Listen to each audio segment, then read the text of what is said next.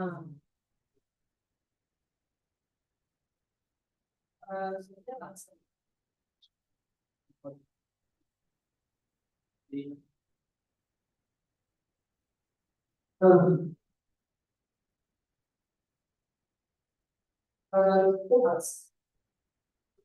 What's the that's why I should yeah. I got that.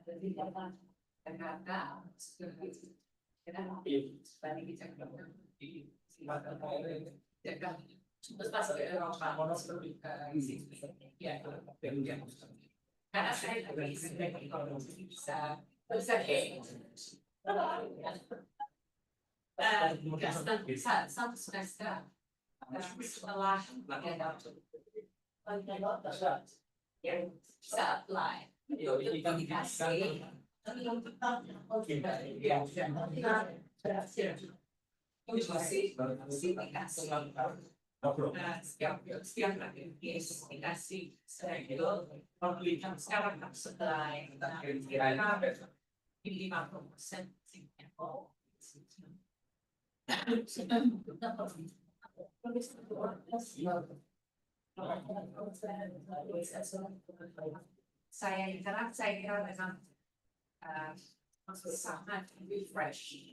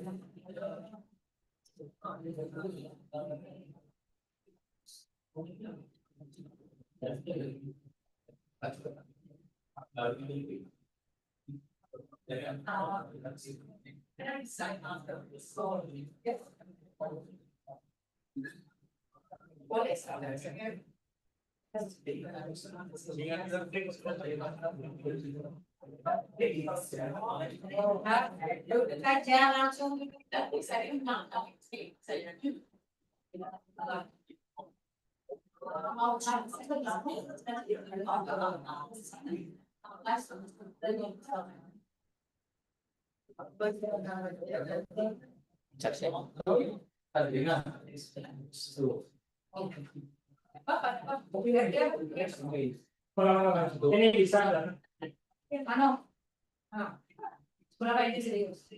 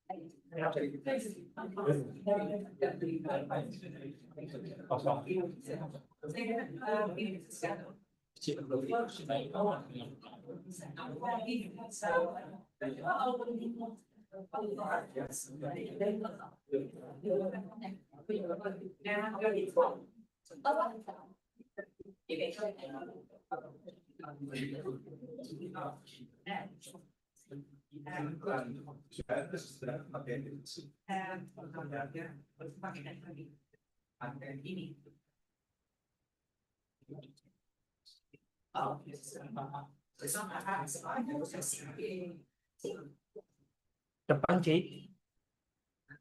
Đi cái này.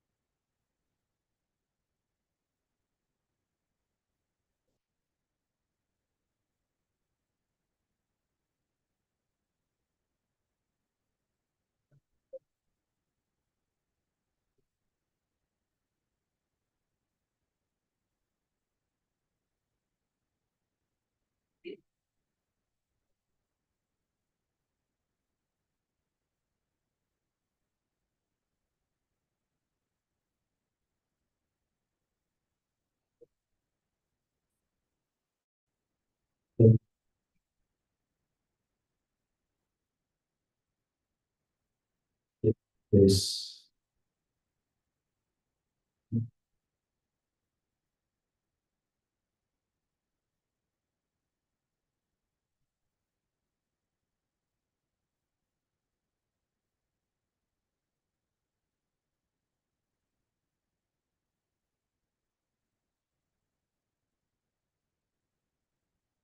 Dan masuk ke Bismillahirrahmanirrahim. Assalamualaikum warahmatullahi wabarakatuh.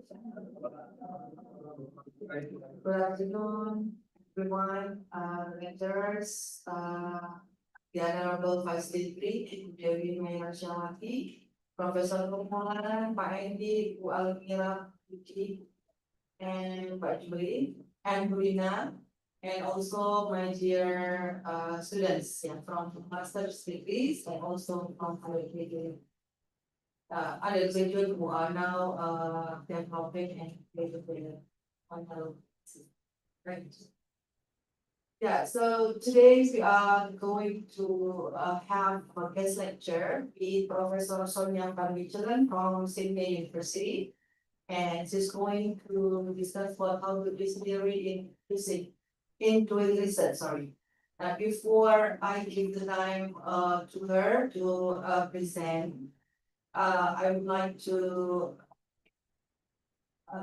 tell you about her background. So she graduated from University of Amsterdam Social Sciences for her PhD in 2007. And she has a lot of academic appointments and also achievements as well as books and also articles, journal articles. There are about 25 pages altogether. So it means that she is really an inspiration for all of us. She got some awards and fellowship from Founders Circle Membership Institute of Advanced Studies Princeton University, and also Sydney Research Accelerator Prize, University of Sydney, and others. A lot of grants from 2008 until 2021. And then some of her publication includes books entitled Biolegality, a Critical Introduction, published by Palgrave Macmillan in 2024, and then Legitimating Life Adoption in the Age of Biotechnology and Globalization. It's published by the Journal of University Press, and then the third one, books, Religion, Politics, and Gender in Indonesia. So she's also an expert in Indonesia, so she knows us quite well, published by English as well. And there are a lot of journal articles here. The recent one, which is still under review, it's about on not being included, epidemic platforms and the problem of severity, journal for critical public health. And also we've got modernity, biosocial facts in microbiome knowledge. And some of the publication in 2025 is epistemic preparedness. And also in 2024 of bridges, restoration, and practical necessity. So all in all, we can say that Professor Sonia is inspiration for us in academic growth. So I think we are very lucky to have her here to tell us about how to use theory during research. So without further ado, is Professor Sonia, the land is yours. Thank you so much. Thank you to the Department of English for having me, for inviting me over. And thanks especially to Baarong. I think she's still reigning. She's being there. Who is a dear friend of mine. She did her PhD in the University of Sydney and was an amazing research assistant. And I'm glad that our collaborations are still forthcoming. And I have new relationships with Carolina too, so it's so great to be here again. Last year I was here, Konstantin is here, who helped me with another project. And Masantika, who helped me also with the science communication project. So there are a few things Sydney Uni and Erlangga Uni are good together. And thanks to Vivian also to be here. Um, Yeah, appreciate this guest lectures. I'm really excited also to hear about you and your projects, how you do theory, what your ambitions are with theory, theorizing, what you would like to learn about theory within the context of your own kind of project. So I'm hoping that it'll be something that we discuss later on. All right, so yeah, thanks for the introduction. So I teach all the theory courses basically. So I'm the designated theory person at Singular. So I teach sociological theory, I teach socio-legal theory, I do theories of science and technology studies. So when people introduce me at the University of Sydney, they always say, "Oh, Sonia's the theory person." I love I'm walking theorist.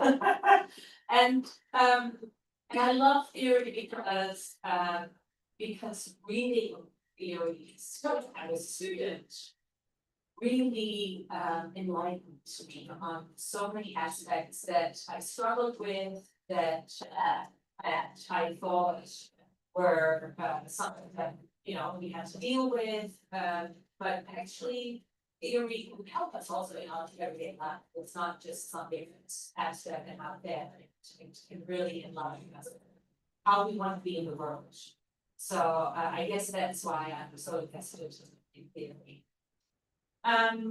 So if we want to think about theory, do we necessarily need to think about what is theory?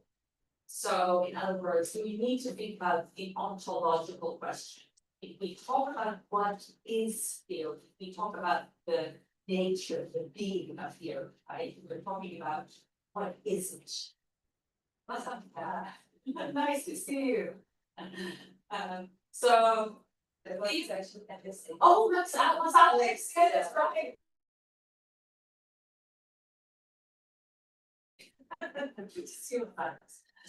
Yeah. So theory, we can ask ourselves what is theory? The ontological question. We can ask ourselves also what is good theory, which is a normative question, evaluative question. We can also ask what is theory for, which is more of a teleological question.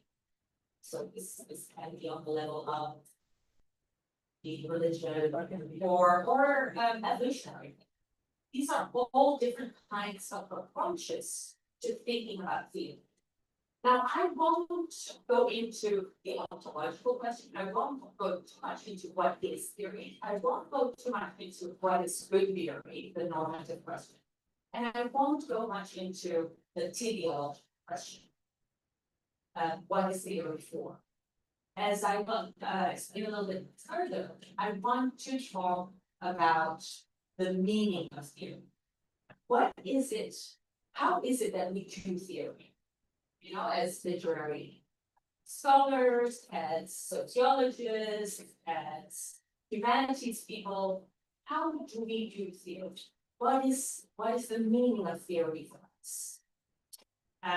Because it's only then that we can see what role and what place it has for ours, and how it can further us and bring us. All right, so considering that we're in an English department, I thought it would be appropriate to use short reflections around theory framed as novels or as pop culture titles. So as you can see in the slides, I'm going to explain the meaning of theory or how I use theory through these different kinds of parts. So the first one being the unbearable lightness of theory. So who knows what it refers to? What novel does it refer to? Milan Kundera, yes, the unbearable lightness of being, right? So I'm playing with that title to talk to you about the heaviness or the lightness of theory, so the unbearable lightness. The second one, theory, everything, everywhere, all at once. What is that a reference to? The film, right? So this is a film by the two Daniels, Daniel Kwan and Daniel Altshuler. And it's a very absurdistic and quite amazing film. And I'll talk about what I mean when I say everything everywhere. And the last one is a reference, a reference to Great Viewer of Elvis Huxley. Great, okay. So let's start with the first one. The unbearable lightness of theory. So when I teach, especially undergraduate students in sociological theory, the first lesson they will say, I hate theory. It's too abstract. What is the use of theory? Why do we need to know about theory? When I talk to graduate students who are a little bit more advanced, and I talk about theory, then we could divide them into two camps. The first camp is very anxious about theory. That would be our theory. Because it's difficult, it is sometimes very abstract, very obscure. And then there are the more self-conscious, very confident, sometimes arrogant graduate students who are full of theory. And they see it as, performing their sophistication by showing off theory. So you've got the anxious one and the self-confident one. Often thinking and doing theory is very gendered. So especially in the standard, the hard sciences, physics, mathematics, it wasn't that long ago that they would say men do theory, women do experiments. And this kind of division between theory and more practical empirical work, we can see still the gender dimension also in place. So there's a gender. So it's really important because theory has this kind of halo, as if it's almost sacred. I think it's important to deflate it, and therefore, the lightness of theory. Let's make it lighter. Let's make it something that all of us can do, that all of us can grasp, that all of us want to try and find out what it means, how we can use it. So deflate it, enjoy it. So it's not that you can't enjoy theory. I think theory can be very pleasurable. But I think you should enjoy it in a way that we democratize it, that it's not just something for some ones, but something that should open up thinking and insights for everyone. So theory as enjoyment, as feeding curiosity. Now I already said a little bit about the idea of me. So I want to go to that next. So Gabriel Abend, this is a sociologist, wrote an article in 2008 entitled The Meaning of Theory, that we should be looking at theory and how it's being used differently across all of sociology. And I would include anthropology or whatever discipline we're in. So semantics, the meaning of theory turns to semantics, and semantics is all about language, right? You will know all about semantics in the Department of English. And when we turn to language, we can look at words or sentences on the pure level of grammar, like what something means as the word itself. But we can also look at it in the context. And that's what Abend really wants to get us to think about theory, in its context. So, for instance, if you think about, this is a very simple example, if you think about a bank, where do you get your money? It has just one meaning for us, right? But in Dutch or in Spanish, banco and banco, it has two different meanings. It can have two different meanings. It's the bank where you do your finances, but it's also a bench where you can sit. So in certain languages, you've got different meanings for the same word, and probably Indonesian has that too for certain words, right? You can have two meanings. Now, Gabriel Abed wants us to think about theory in a similar way, in 7 ways. So he does research around what do sociologists mean when they do theory.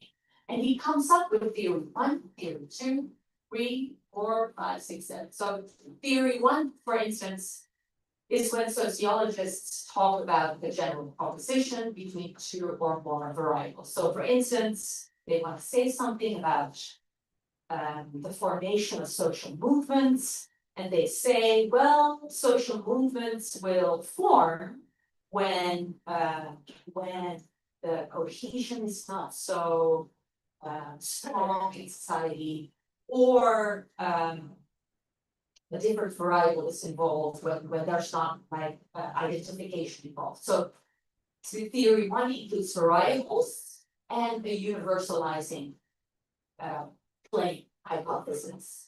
That would be theory 1, it says. Theory 2 is an explanation of a particular social phenomenon. So for instance, how can we explain the fall of the Berlin Wall? That's a research question that you could, and there's a causal relation between that which you find and the answer to the question. So causality is really important with theory 2. Other sociologists, they don't look at causality or at empirical work, but they theorize around what a certain phenomenon means. This is a hermeneutical approach. And hermeneutical approaches are very popular in Europe, but also in Latin America, not so much in the US or Australia. So it's, as you can see, it's also very geographical in what kind of theory is present in certain places. Theory 4 is the study of authors. So in sociology, it would be, for instance, someone does a thesis on Marx, or someone does a thesis on Weber or Durkheim. That's doing a study around authors, and in English you will have the same, or a study on Kristeva, or a study on any of the English theorists. The 5th one is about a certain perspective, Weltanschauung, which is German for approach. So for instance, post-colonial theory, rational choice theory, queer theory, or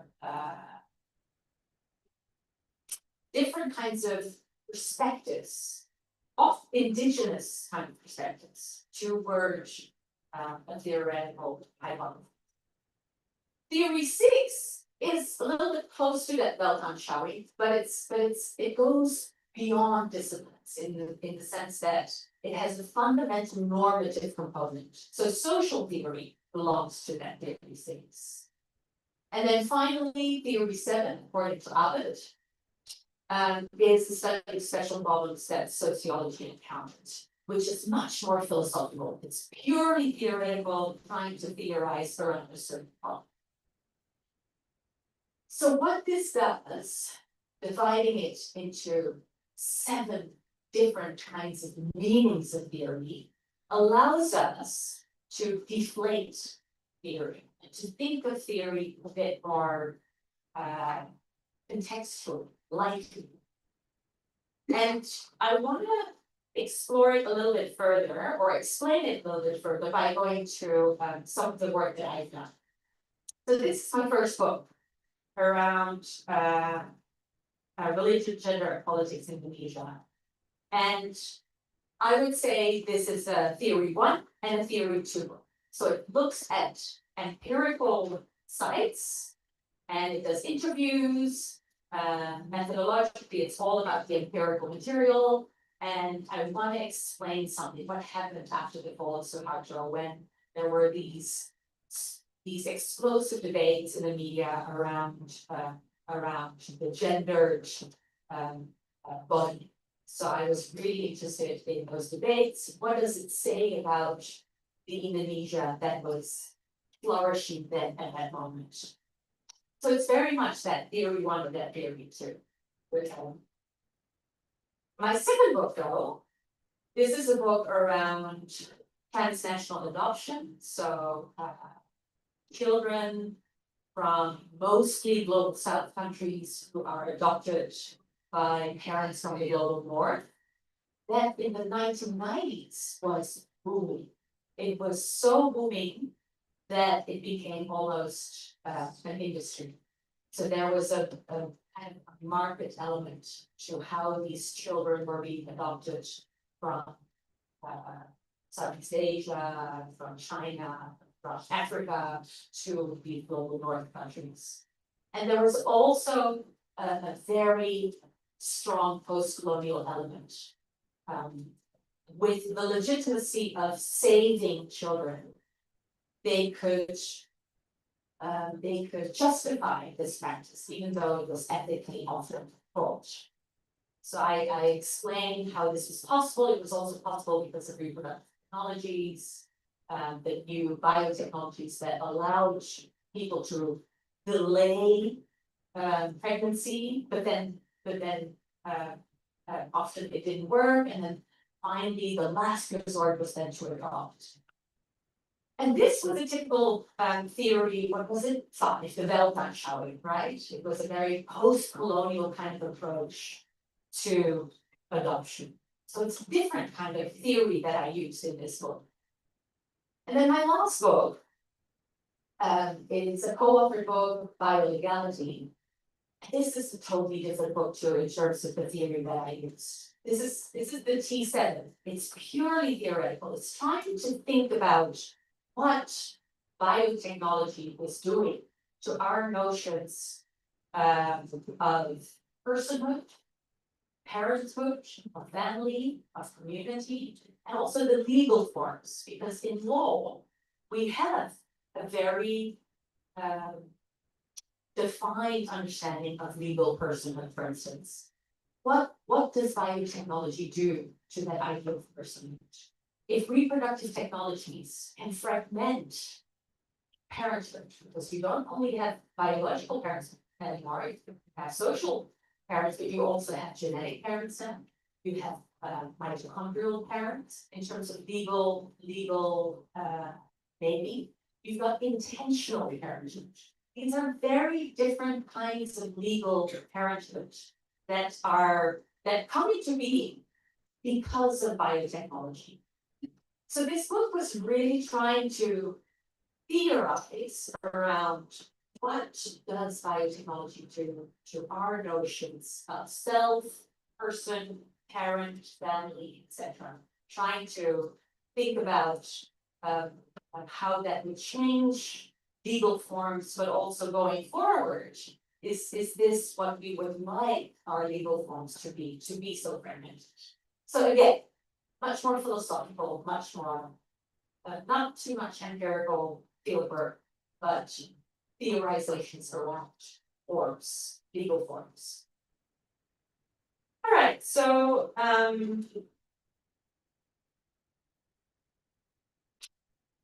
the key takeaway here is when we clarify with what we mean by theory in our own, later on in your own projects, what kind of theory are you going to use? Then we can deflate it, take it away from that statement and just use it in a much more practical and democratic way. So once we've deflated theory and made it lighter, how do we actually use it? And here I want to go to my second part, theory, everything, everywhere, all at once. And what I mean by that is that Gabriel Abend's study of the meaning of theory does not take into account methods. He misses methods in his thinking around theory. And in practice, theory and method are inseparable.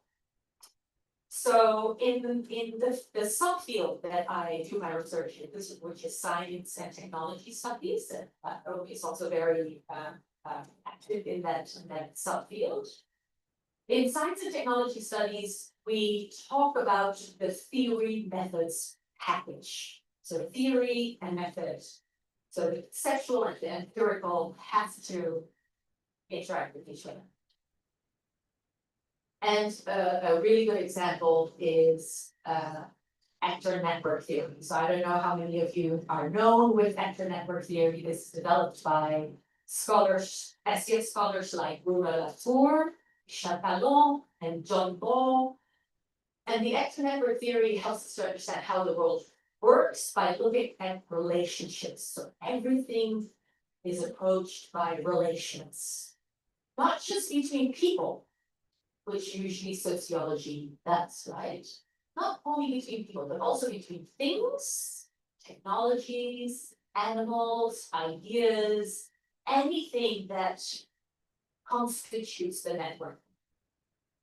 And this brings together both the ontological, so the what is, with the methodological. And actor network theory asks us to see the world as a network of connections. And I translated this as Jaringan, where each actor or actant depends on others. So actant, sorry, this goes maybe a little bit too far into Bruno Latour, but Bruno Latour uses the word actant for the agency of things or non-human animals. So Bruno Latour says not just people have power or agency. Things, laws, technologies, they have power too. So, and we interact with these. So that's what he means by reality is not fixed, but it's continually being assembled, disassembled, and reassembled between those actors and actors. For instance, and this is a good example, medical practice, if we go and do research in medical practice,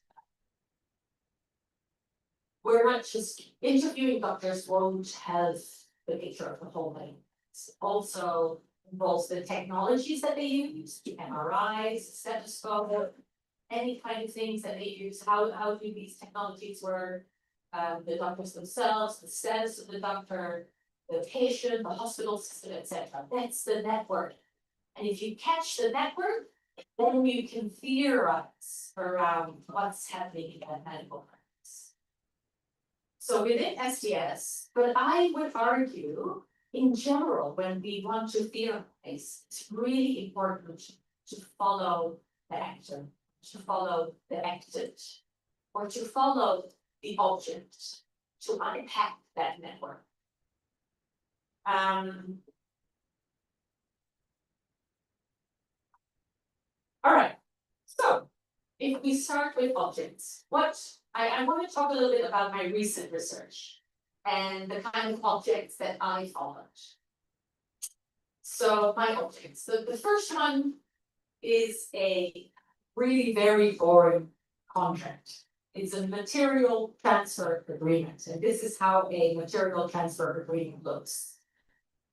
So I was really interested in this, even though it's a boring instrument, boring legal instrument. I was really interested in it because Indonesia, and I don't know about this, she helped me with this research. Indonesia suddenly wanted a lot of material transfer agreements to be signed between all foreign researchers who came into Indonesia before they left Indonesia. And this was not happening only in Indonesia, it's happening in South Africa, it's happening in Brazil. In other words, it was happening in a lot of global South countries. And I was really puzzled because the material transfer agreement is a very neoliberal, privatized instrument that started out in the US. And I was just really curious, why is it flourishing here? And so I followed this object. Who was doing the material transfer?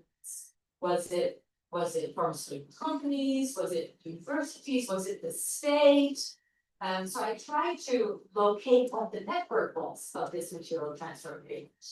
And so I published an article in Social Studies Science. It's called After Biosovereignty, the Material Transfer Agreement as Technology of Relations. And I saw that when I followed it and theorized around the material transfer agreement, that it said something about the post-colonial situation of Indonesia, South Africa, and Brazil, namely to take back sovereignty over its own resources and to gain some kind of leverage in global science, because the situation of global science is that most of the time, global south countries deliver material, but they never get the benefits. So this was a way of a post-colonial country in the media to say, no, we're not going to do this anymore. You need to sign a material transfer agreement. We are taking control back, and you need to have a genuine relationship with us, which is not only about benefits, I argue in the article, but also about epistemic justice. It's also about taking seriously the knowledge that is here from Indonesian scientists. So forcing also foreign scientists to include Indonesian scientists in their publications. So this was a way of following that material transfer agreement. It wasn't that boring in the end. And to theorize around something that seems very mundane. Okay, the next, I think I should do a trigger warning. The next, I got jorok, got sopan, and I'm sorry, but this is my research, and it's about stool samples. So stool samples are really interesting at the moment because of microbiome research. So I don't know if you've heard about microbiome research. It's looking at the gut microbiome and looking at the health of the gut microbiome. So what do all of the microbes in your body, what do they say about health? What can we learn about them in terms of what is better to eat, etc. So microbiome research is booming. And the way you research microbiome is the gut microbiome is by analyzing stool samples. So scientists now really want the best stool samples that represent the most diverse gut microbiome. So now I followed this object because I was interested in what happens when scientists begin to analyze stool samples from the local sample. And this is being done very often. So because, for instance, the stool from hunter-gatherer populations in Africa, it appears that their gut microbiome is really diverse. So it's really healthy in their gut microbiome. So their stool is really precious. So the valuation, you see where I'm getting at? So the commodification, the worth of these stool samples go up. And now we are in a time not of physical stool samples. Of course, they're still important. But because of the digitalization of biology, we just need the data. So you can do the stool samples. And then in the country, in Africa or Southeast Asia, they digitalize it. And then they don't have to do a material transfer agreement because they can just transfer it digitally. So what happens, right? What happens to those rights that we have secured with international law, with benefit sharing agreements? And now suddenly, because of all the datafication, digitalization, now it's not worth anything. So there's this whole debate, and that's the article that I wrote for Public Culture, It's called Mafia, Shit in Silico, on the post-colonial materiality of bioinformation. And I argue in this article that um, we tend to think too easily about data. Data is not raw. Data always has a value. And it matters where the data is coming from and how we handle the data, how we curate the data. So I tried to theorize what it does when we just get data from, especially from the South that do not have the legal tools yet to secure these digital kind of resources. All right, so that was my bit about school. What helps me in following the objects and thinking about the network is that it allows me to make analogies, make comparisons, to be in multiple places at once, so holding multiple relations. And it moves beyond a narrow kind of cause and effect logic, because there are a lot of connections, right? Not just the ones that we can see in terms of causality. We've got relations through important symbols or discourse, and those are not necessarily that we could link a causal relation to, but they're still very important to explain things. So this way allows us to get beyond the narrow idea of cause and effect. Okay, so we talked about theory methods package. How am I with time? I still have a little bit of time. I think I've got side market. Okay. So if theory is everywhere and entangled with method, what then is its value, especially when the university, where you all are as institution, when it demands usefulness? So I want to talk a little bit about the idea of usefulness. Because remember my undergraduate students, what is it useful for? What's the use? What's the use of theory? Now, as you all know, and especially I think the lecturers, the faculty, they will know that we're under pressures. Everything has to be useful. If we apply for grants, we have to show how useful it is for, not only for the university, but for Indonesia or for Australia in my case. We have to corral our research in such a way that it always has solution focused and this usefulness attached to it. Now I wanna be advocate of the devil here, in the sense that it might be good when we really want to think about theory, how useful it is for our own research to let go of that idea of usefulness. And one theorist who has thought about this very well is Marilyn Strumberg. She's an anthropologist. She wrote this article called Useful Knowledge.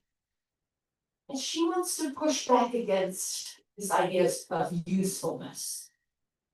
And says there might be something to be gained from acknowledging uselessness. Even if it's not on the agenda of today's world, knowledge producers and knowledge managers.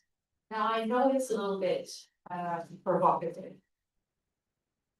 but I think if the goal of theorizing and doing theory in your research is to learn, is to progress in thinking, is intellectual advance. And I think we have to let go a little bit of usefulness and to think, okay, what this theory brings in terms of advancement thinking.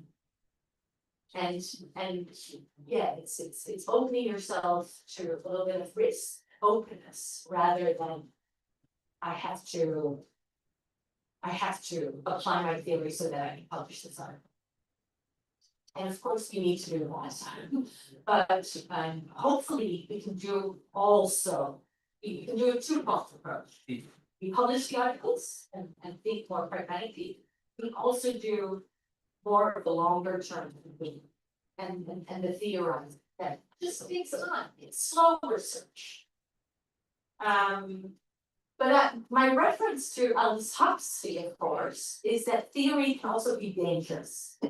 And I'm thinking here of Emil Durkheim, who was, for instance, a Jew in 19th century France, where anti-Semitism was at its height. His son got killed during the war, and he had to flee. His theories were dangerous. And in this, you know, at this moment, we can think about Palestine and Palestinian theorists, where Palestinian theorists are doing dangerous theory. So theory is not neutral, it's not innocent, it can be highly sensitive and politically charged. But it's important to recognize and important to push through, I think, if it's something that is worthwhile to include in the research that you're doing. Always going back to the research that you're doing. So again, that's why I go to Aldous Huxley, especially the times that we're in. You know, rational progress can become domination, and universities too are much under pressure, and we see what Mashar Gessen has termed anticipatory obedience. We already kind of go with what's being expected without trying to just think about some of the things that we're being sucked into. And theory is important. Theorizing what's happening on the ground in order to stay true to the project that you're doing, the research that you're doing. So my final point, theorizing is not about solutions, it's not an escape, but it's about keeping knowledge open and risky and alive. And it's especially vital when we are in institutions that seek to contain it or silence it, and I'm especially referring here to the things that are happening in the United States, for instance. So yeah, I think that's all from me, and I'm really curious to learn how you are doing theory, your own projects, what the meaning of theory is for you, how you have experienced theory, so that I can learn from your context. Terima kasih.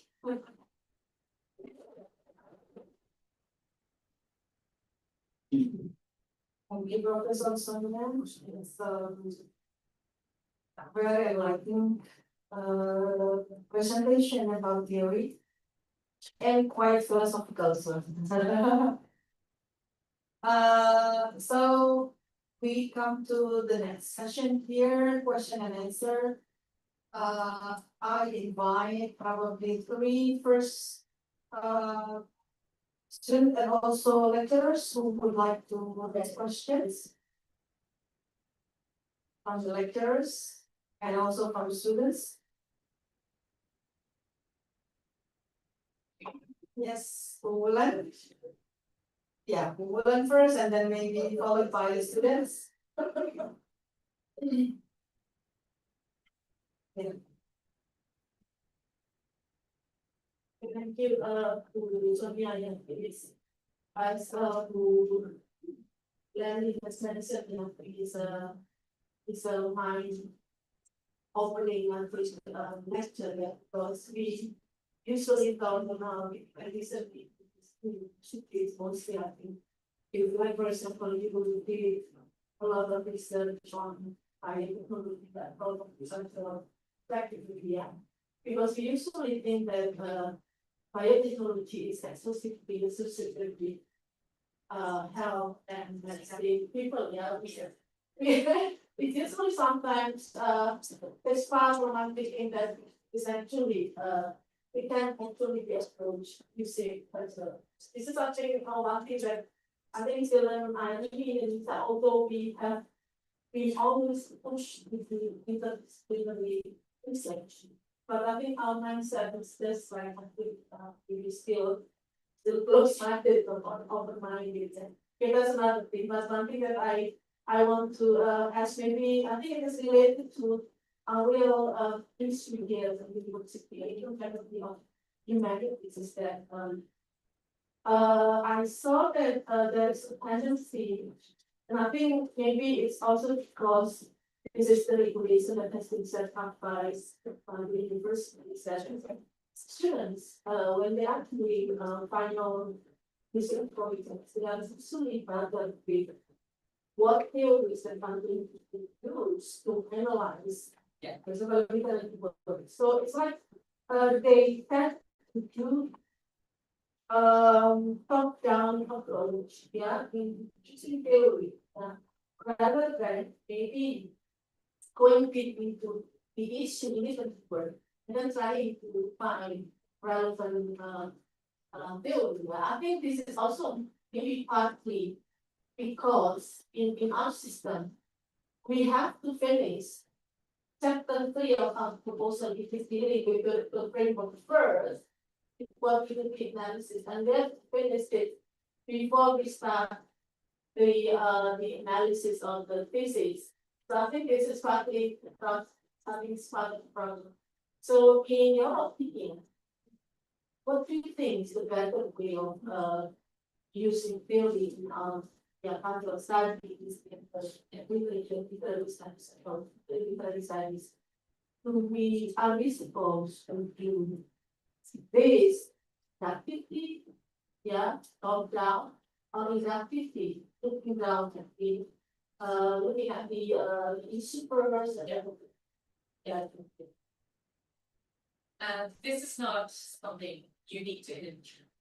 I think this is the case in Australia also still. And look, interdisciplinarity is such a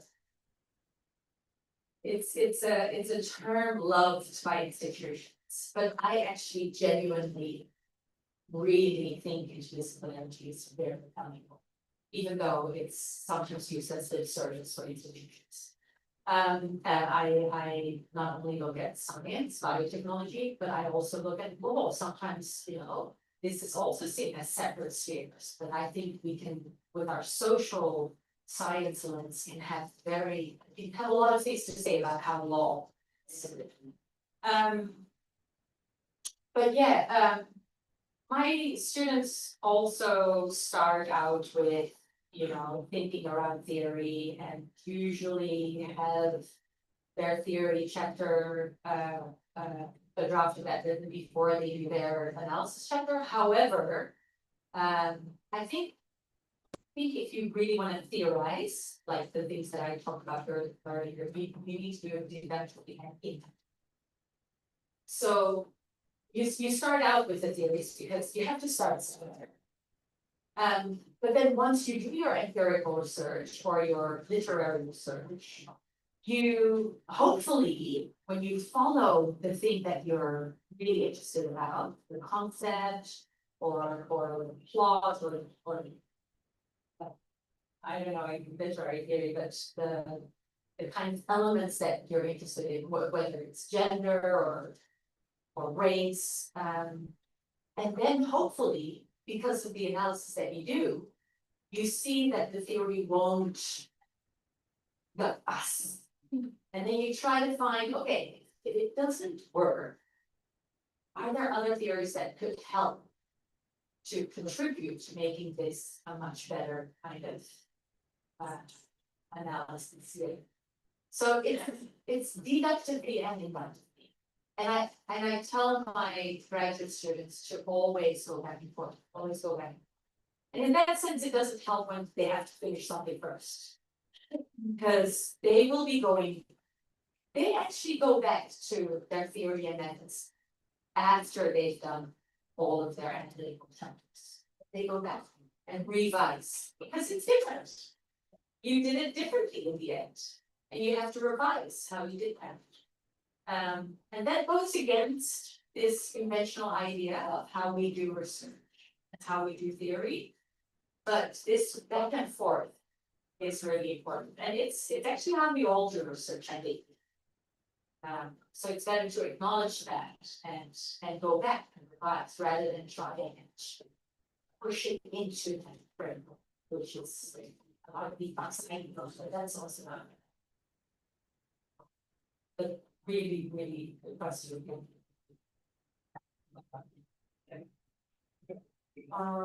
Maybe I would like to continue on about the next question. But if we go back and how they what actually theory is also the foundation of methodology and decision. So what if there is something wrong in the way we data? Yeah, so on and so forth. Then it happened. It's a really good question because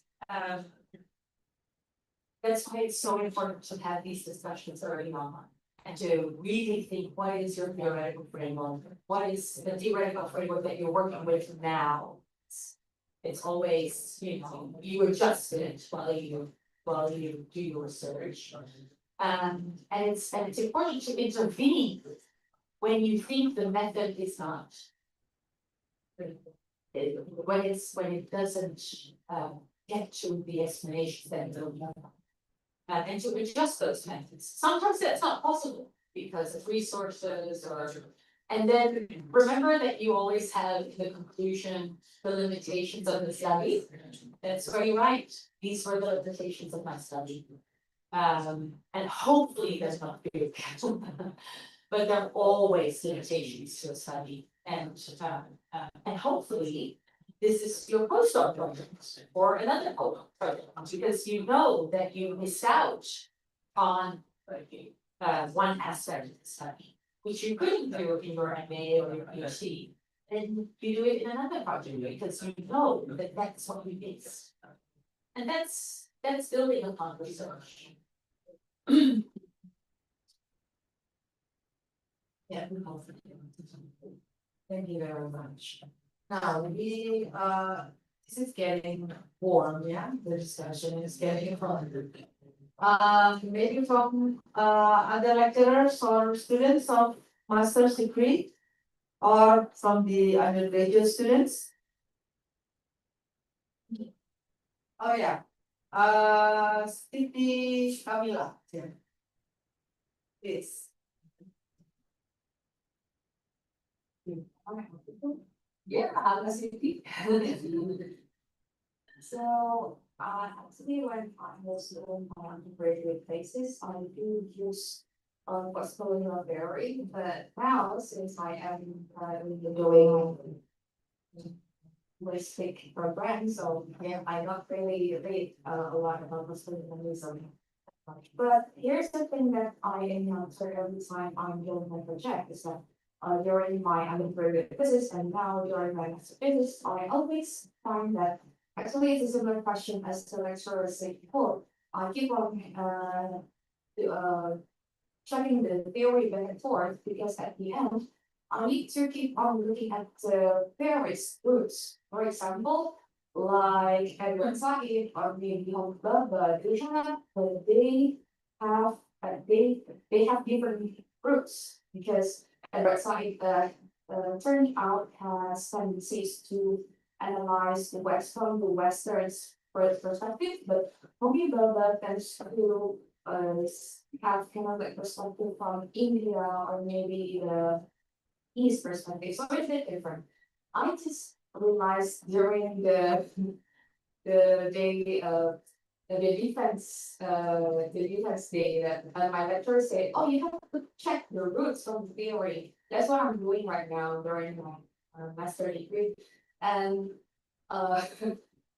because of keep on checking the theory, the words of the theory, it kind of holds me back and I keep on running on a circle waiting for, I'm checking my data, the import, and now I'm doing, pragmatics methodologies, and frameworks for my thesis. And even in pragmatics too, they have different routes. There are some theorists, they are doing, or giving arguments or opinions about pragmatics from the cultural view, or they also do the pragmatics perspective from the social linguistics.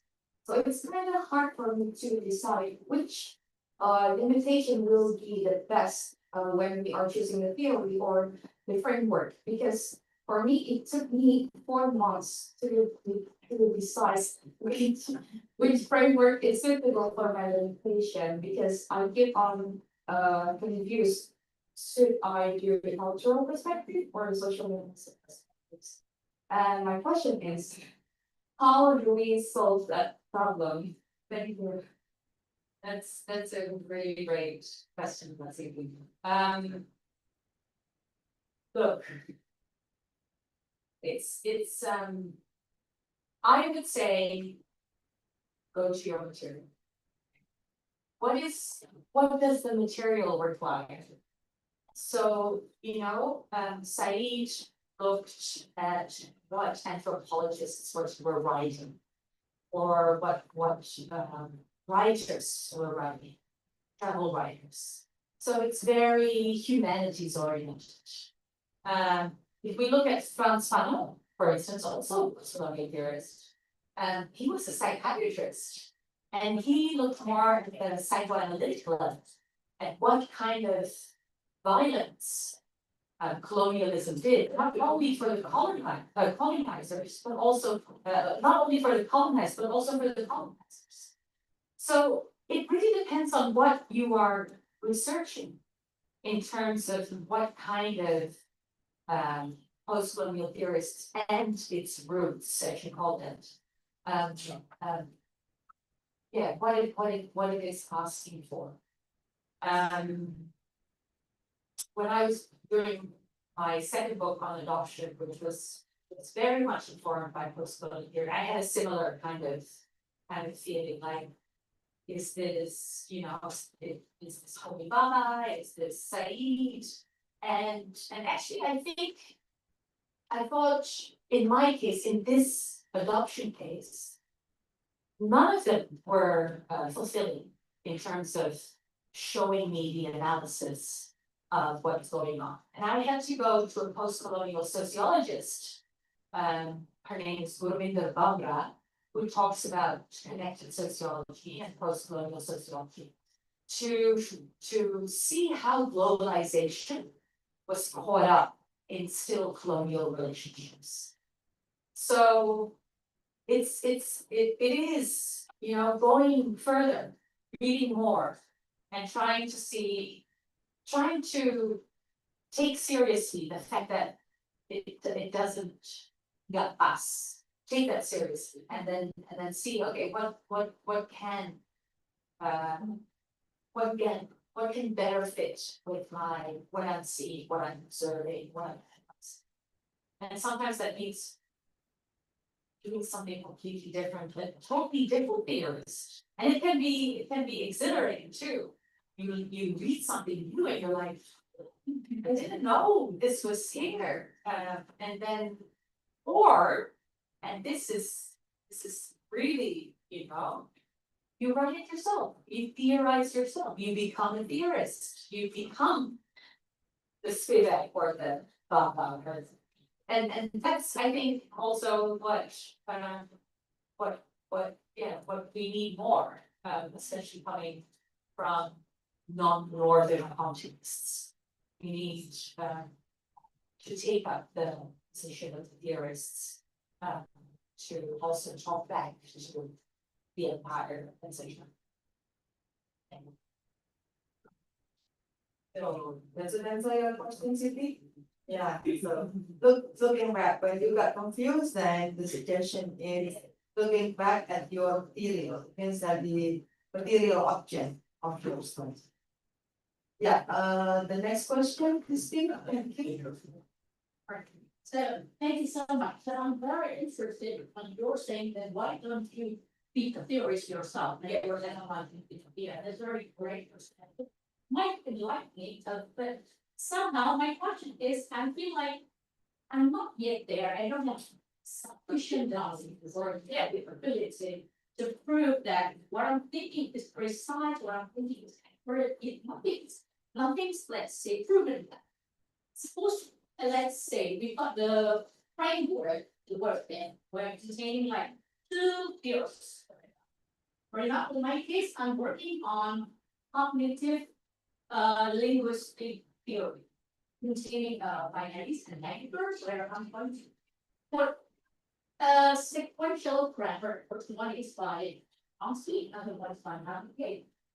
Into paraphrasing practices, but I'm thinking are like, if you've got these two, like the CLT will be the meta theory, and these two grammar will be the sub theories, and related to your question, sorry, your answer, Professor Sonia, to where could I put like my own theory or theoretical thinking? Is it okay to include it on within the literature review, or should it be only in the discussion?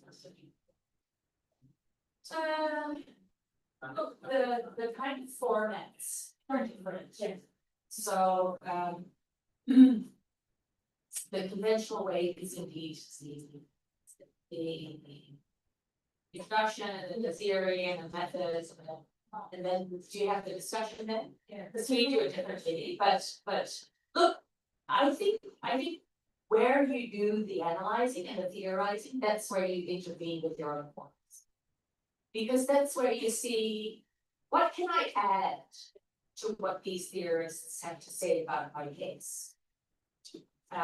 Maybe there's nothing to add, maybe they've done it and you know, and pass. Yeah. Then you don't need to add on because it fits and it works.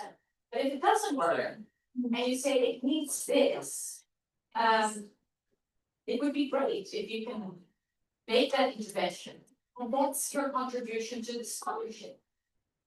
At a certain point, so not necessarily in an undergraduate thesis or even in a thesis, but in a PhD thesis, you're expected to contribute to the scholarship. This is what I have to say about what's already being written about this subject. And I contribute by saying this, and it can be an adjustment of the theory, it can be a whole new theory. But that's, yeah, it's important, that's scholarship. All right, thank you.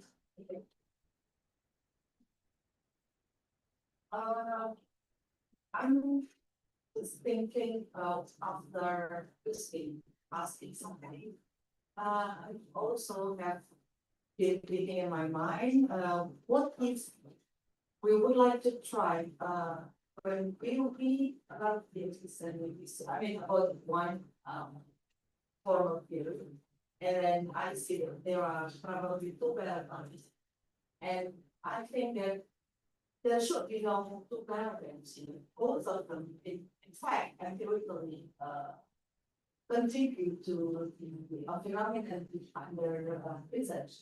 For example, when we are talking about literacy, we have the paradigm of social cognitive and then social cultural. And I think both actually contribute to the existence of literacy. So how are we supposed to try to connect them while a lot of people here, they've been separated because of the different thing. Yeah, that's a really good question, because sometimes they can contribute to giving full picture of what you want to explain. However, it depends on your research question. Because depending on your research question, it can be the two approaches can be incommensurate. And what I mean by that is it's just not compatible. I'm thinking about, I have colleagues in sociology that do rational choice theory. And the kind of theory that I use would be totally incompatible with rational choice theory, because it's just a different paradigm, it's just a different way of explaining the world. So it would be really strange to put rational choice theory together with, say, post-colonial theory or some of the theories in this, because they are based on different kinds of conceptualizations of meta. So sometimes they're not together, but often they are. And then you try to integrate, but you also show the limitation of that integration. Because again, that's one. And I think we have to be cautious that theory has to us. Because it doesn't. That's the nature of theories. Yeah, when we found out that, the fights and just not really sitting, that's how we pass, yeah, what are we supposed to do? You try to find appearance. You try to think, okay, how come this is the case? What is needed? Do I need to look at different theorists?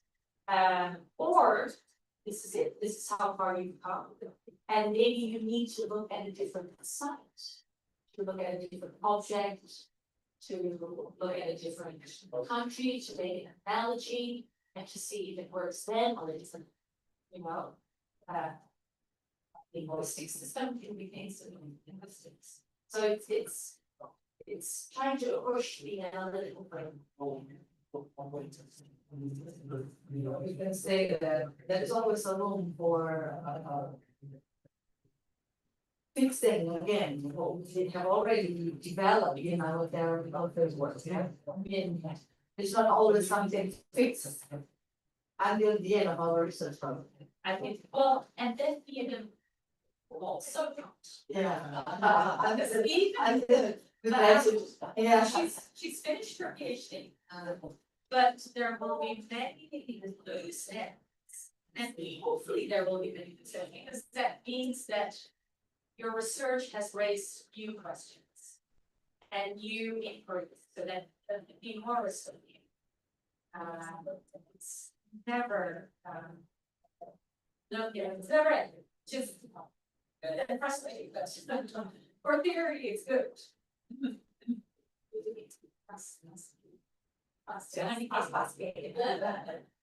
Oh, sure. But it also then a warning for students that they should not,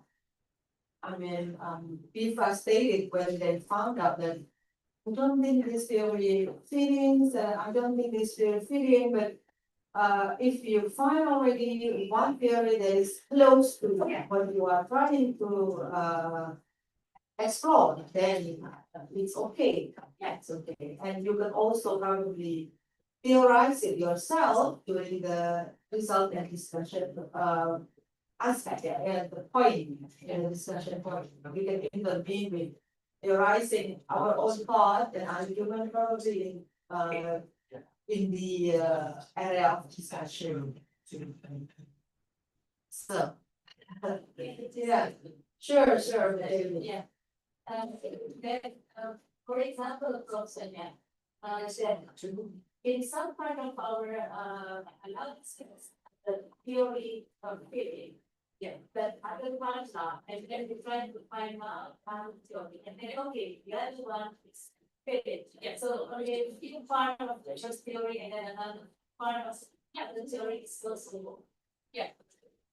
But there needs to be coherence, right? Yeah. So even though, because you don't want it to be eclectic. You don't want it to be just a hodgepodge. I'm just putting Exactly. So what is important that once you've integrated different theories is to think about what is the meta theory here? And to rethink what brings it all together. I think everyone who's done a PhD will know that, we need to rethink the whole project. Like, what is the common thread that brings everything together? And that's also where your own theorizing comes in. You are the thread that brings these different disparate theories together. So you need to make that narrative. You need to make that narrative plausible for other people to read. So that other people can say, it's a new body of theory of knowledge being shown to us. It's what it's called. Exactly. I always tell students, imagine you're giving a dinner party. And you can only invite 4 or 5 people. 4 or 5 people of your favorite theorists. And you have a conversation with that. Sometimes there are a few other guests in the mix, but these are the most important people that you can have a conversation. And you can go to this one and this and that one. But you're hosting the dinner. So you're, integrating all of the conversations. So it's good to have a conversation with your viewers. To get not just apply something from above, but to engage. And then again, we are the one who We are the one who give meaning to the deal. Yeah. Because we're very different disciplines. Some of us are trained very differently in different kind of theoretical conditions. I do think it's always good and healthy for your own kind of theorizing to look at to be on your own discipline. Because sometimes it can help to answer the question that you're looking for. Not always, because sometimes, and I can imagine, for instance, in linguistics, it can be very precise and it's hard and difficult to bring in other fields from other disciplines. But that's not the case for all disciplines. And even, Chomsky himself was a social theorist too. So he was able to get out of that disciplinary confine to look outside to help him think about language differently. Well, okay, is there any question? Yes, but Sepa, would you please introduce yourself? Okay, would you please get up so that we can see you?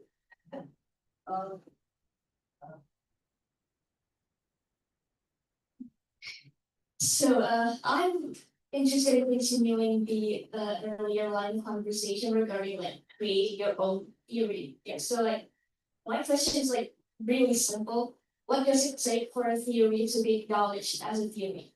Or like rather, what does it take for a theory to be acknowledged at this kind of academic level? Because I mean, in the field of psychoanalysis, there's Sigmund Freud's theories. As you know, like as we all know, in the current era, his theories are all acknowledged to be like lacking actual scientific proof, but they're still being widely used. So yeah, that's my question sort of related to that. That's a great question. What does it take to be acknowledged as a theorist? So in the institution that we're in, the university, the kind of rules and customs that we have is that you get stipends. So to become a theorist is to bring your scholarship out there, to publish, to say, this is what I argue, or this is the concept that I propose. And to position yourself as the one who coined the term, and then hoping that other people will cite you. That's how you get recognized formally. But of course, we all know that there are uneven power dynamics within academia. most of global north, western academics are cited way more men than are women. So, things are, I guess, changing. But that's why it's more and more important for those that are much more marginalized to theorize more and to not be afraid of their and to say very confidently, I argue. And of course you can't look, you need to have the tools and the knowledge. You need to have read a lot before you can claim that you can say that you're a theorist. Because it would be inappropriate to say, you know, to be big and say, I argue, while in fact you haven't got that knowledge. So you have to, like with everything, right? If you are a plumber or a carpenter, you also have to know your business before you can say I'm an expert. And that's the same with academia. But once you feel that you have that knowledge, once you feel like I've read so much now, I can confidently say, this is my theory, this is what I think about it, then you should. Because that's how your work is out there. Hopefully, it gets published and people will cite you. Now, again, there's a big unevenness. And my new project that I just put in for grant application is about open science. And the open science dynamics, how accessible is scientific literature for especially Asian countries and global south, and how does that affect how we cite each other? Because even post-colonial theory, which is so important for people in the global south, we're citing the same people all the time. And it would be good for us to, and including me, it would be good for us to cite, theorists in Malaysia who are based in Malaysia or in Indonesia or in South Africa, or so that those kinds of theorists are being recognized more. So I think there's a responsibility for us to cite those who have not been heard or who are not visible in that are just as good or even better analyzing what's going on in their own contexts. So indeed, someone talked about Said and the Western kind of positionality that he was in, yes. And I think we should understand Said from that perspective. And if we want to explain certain post-colonial dimensions in certain contexts that is not that same context, we should try and find other theorists. They may not be there yet. So maybe there's a task for us to study. And I'm not saying us, I'm saying you. I'm done.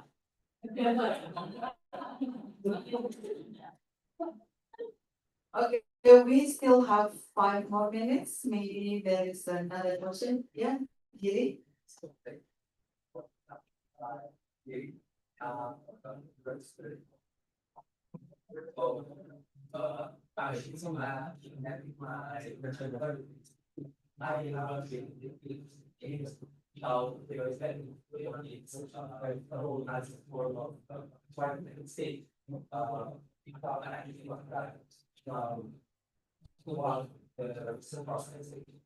this perspective can also see minds of looking forward to develop the best which is article 4 more than next.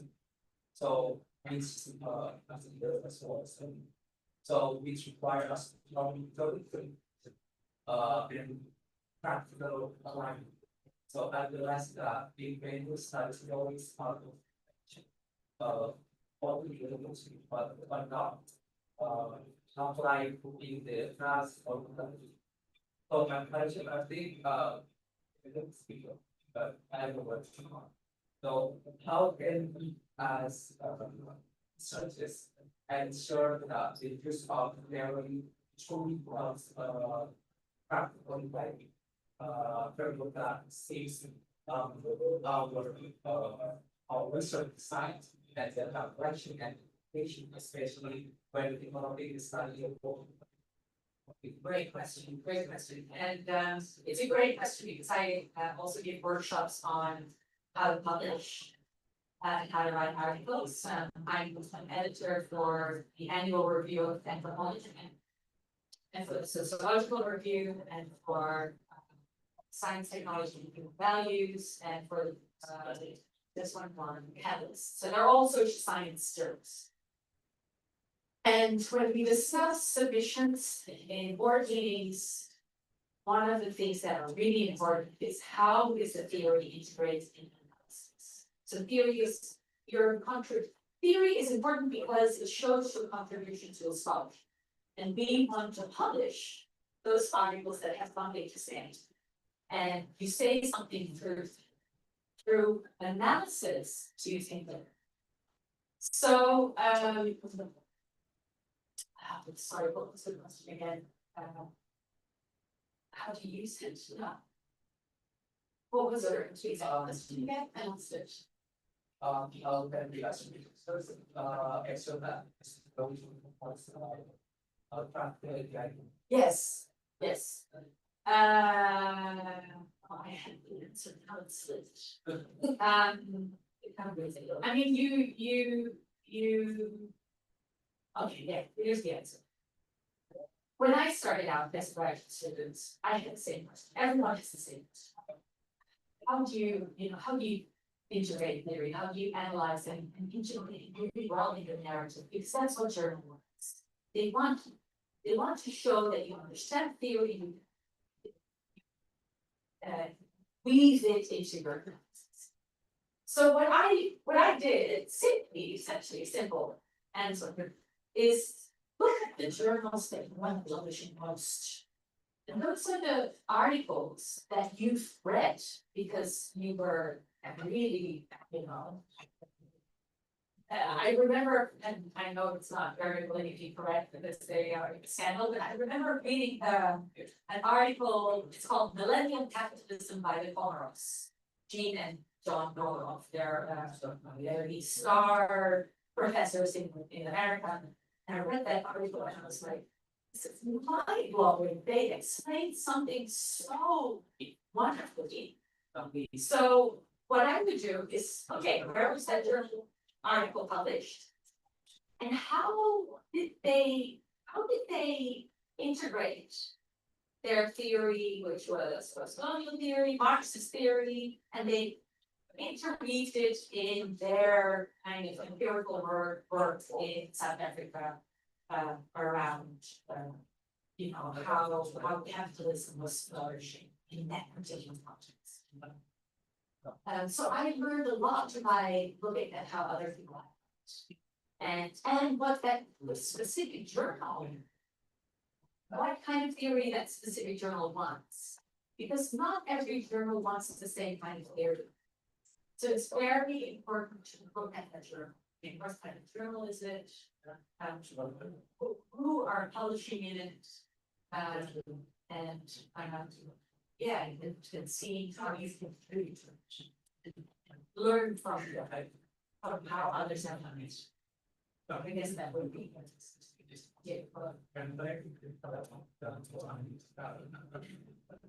So I think I'm sure that everyone is still thinking, and because we are sitting here and it's still very hot right now. But now it's already 2:30 and we come to the end of our meeting today.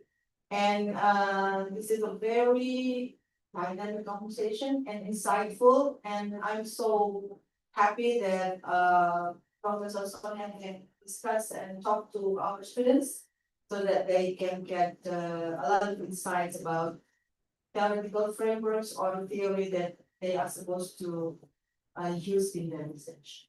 So in conclusion, may allow me to make a summary of our discussion today. So in research, we could use theory deductively and inductively, and we could always go back and forth with our theory. And in the discussion, we can intervene with our own theorizing about things and phenomena that we are researching to. And from many different paradigms and theoretical standpoint available for reference of our research, it is us who supposed to integrate the conversation among theories and give the meaning. Thank you very much, everyone, for the wonderful conversation and discussion. I have given the benefit for all of us, and Professor Sonia, thank you very much for your coming and giving us insight today. Thank you, Devi, for staying with us, even though there are a lot of agendas that you are supposed to attend. Thank you for lecturers and also students who come today, and I hope that we could meet again in many academic forum that would give us more insight. Assalamualaikum warahmatullahi wabarakatuh.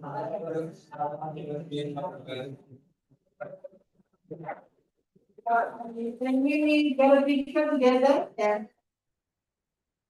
In addition, always like it. I love it.